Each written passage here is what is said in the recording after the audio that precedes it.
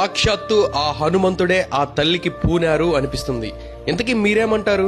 అసలేం జరిగిందంటే, మా ఊరి దేవుడు అందాల రాముడు, మా తల్లి సీతమ్మకు శ్రీరాముడు దేవుడు.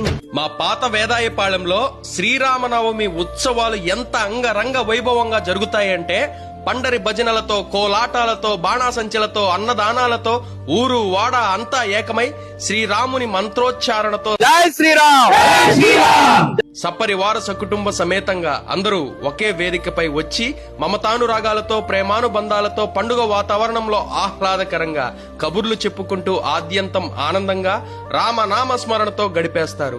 ఆలయం చిన్నదైనప్పటికీ ఇక్కడ జరిగే కార్యక్రమాలు మాత్రం చాలా పెద్దవే అని చెప్పాలి. ఈ రామాలయం కూడా ఏకరాతి శిల్పాలతో, దశావతారాల నమూనాలతో చూడముచ్చటగా మనసుకు ప్రశాంతతనిస్తూ నెల్లూరులో ఉన్న వేదాయపాళెం రైల్వే స్టేషన్ కి పక్కనే రైల్వే గేట్ నుండి కుడివైపు తిరగగానే కొంచెం ముందుకు వెళ్లగానే ఎడమ వైపు ఈ ఆలయం కనిపిస్తుంది. ఈ ఆలయాన్ని దర్శించుకున్న వారు జై శ్రీరామ్ అని కామెంట్ చేయండి. అలాగే మీ ఊరి శ్రీరామనవమి ఉత్సవాలు ఎంత ఘనంగా జరుగుతాయో మీ ఊరి పేరు కామెంట్ చేసి తెలియచేయండి. ఈ రీల్ అయితే రామ భక్తులందరికీ షేర్ చేసి మరిన్ని అప్డేట్స్ కోసం వెంటనే మన ఛానల్ ని ఫాలో చేయండి.